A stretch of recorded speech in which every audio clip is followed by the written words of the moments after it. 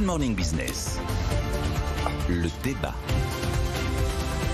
Sortir le nucléaire des règles du marché. Est-ce qu'il a raison de se battre, Bruno Le Maire? Je pense que oui. Je pense que oui. Alors généralement, je suis plutôt un grand défenseur de la concurrence. Avec le recul, j'ai l'impression que la mise en place du marché européen de l'électricité, c'est pas forcément une réussite. Parce que normalement, quand vous libéralisez un marché, c'est pour bénéficier aux consommateurs. En l'occurrence, c'est pas le cas. Et quand je parle du consommateur, je pense au consommateur français, qui devrait payer son électricité beaucoup moins cher. Et il la paye, à l'inverse, beaucoup plus cher. Après, quand vous libéralisez un marché, c'est censé pousser la concurrence. J'ai quand même l'impression que c'est pas le cas. En fait, on est quoi? On est dépendant du gaz russe et on enrichit Gazprom. Donc, qui est d'ailleurs dans une position quasiment de monopole pour la fourniture du gaz en Europe.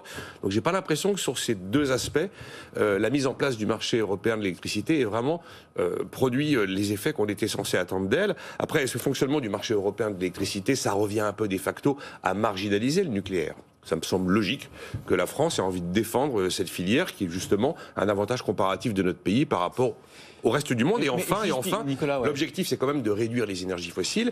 Et on a mis en place un marché qui fait que justement, on est dépendant des énergies fossiles, puisque tout repose sur le gaz naturel, dans la mesure où ce sont les centrales à gaz qui sont allumées en dernier ressort pour combler les demandes du marché quotidien. Ouais, mais Nicolas, j'ai du mal à comprendre le raisonnement. Pas le vôtre, mais en général, ceux qui critiquent le fonctionnement du marché européen de l'énergie, de l'électricité. Parce que si on se cale sur le prix marginal... Voilà. Pour ceux qui fabriquent de l'électricité nucléaire comme nous, c'est bon, parce que ça veut dire que les marges sont énormes et donc on a plus d'argent pour réinvestir encore dans le nucléaire. Donc, au contraire, c'est ça, le raisonnement du marché. Si on considère que la mise en place de ce marché doit profiter à EDF, alors là, il n'y a pas de problème. Et là, Bruno Le Maire a tort de se battre. Si on considère que ce fonctionnement de marché doit profiter aux consommateurs, je suis plutôt de l'avis du ministre. Ouais, je comprends.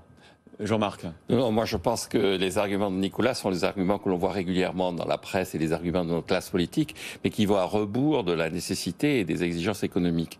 Je rappelle quand même, nous allons fêter les 35 ans de la fin du contrôle des prix dans ce pays. C'était le 1er décembre 1986 et l'article 1er de l'ordonnance commençait par les prix des produits, biens et services sont librement déterminés par le jeu de la concurrence. Mais est-ce que là, en l'occurrence, Jean-Marc, le fait que les prix s'envolent quand il y a des tensions, profite ou pas à la filière nucléaire française?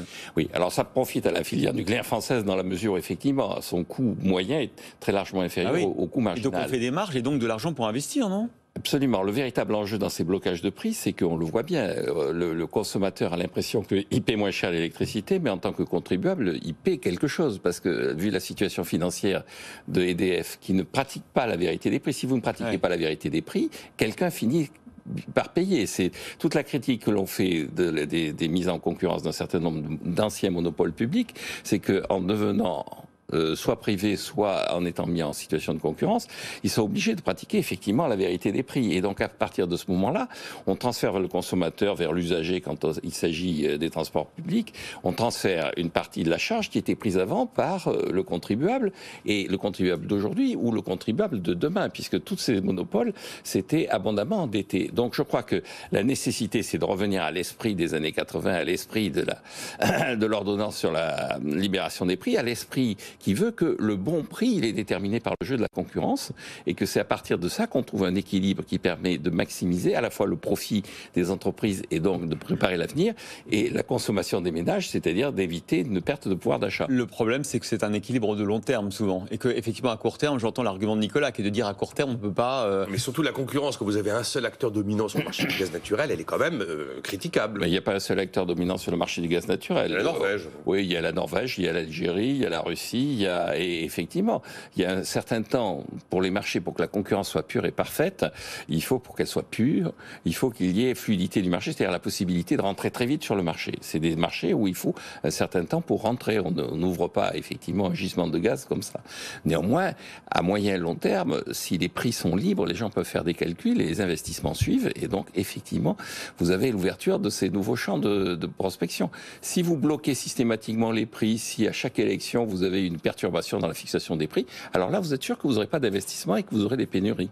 Après, c'est vrai que Nicolas... Il faut investir dans le gaz naturel. Ouais, mais quand on regarde l'histoire... Ou dans le nucléaire. Il faut favoriser l'investissement dans l'énergie. Quand on regarde l'histoire de la filière nucléaire française, c'est vrai qu'à un moment donné, notre électricité produite à base de nucléaire servait à nos industriels et on avait un coût de l'énergie beaucoup plus bas que les autres, qui avait contribué à faire la compétitivité de notre pays par rapport aux Allemands, par exemple.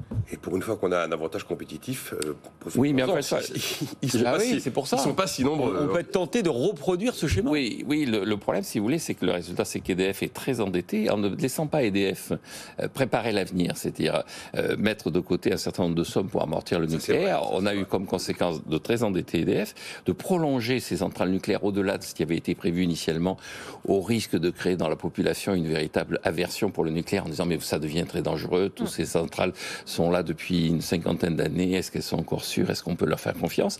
Et donc si on avait laissé EDF pratiquer véritablement sur le marché le prix qui était le prix de la concurrence, ça aurait permis à EDF de préparer l'avenir. L'anomalie aujourd'hui, c'est l'Arenh, l'accès régulé à l'énergie nucléaire historique. Bon, ces jours sont comptés, heureusement. Là, il y a une anomalie, oui. Merci Jean-Marc Daniel et Nicolas Dose. En tout cas, le Bruno Le Maire, lui, va défendre effectivement cette idée à Bruxelles, qu'on sorte une partie de nos coûts de production, de nos prix d'énergie, du marché. Mais là où Jean-Marc a totalement raison, c'est que ces solutions, c'est du blocage de prix.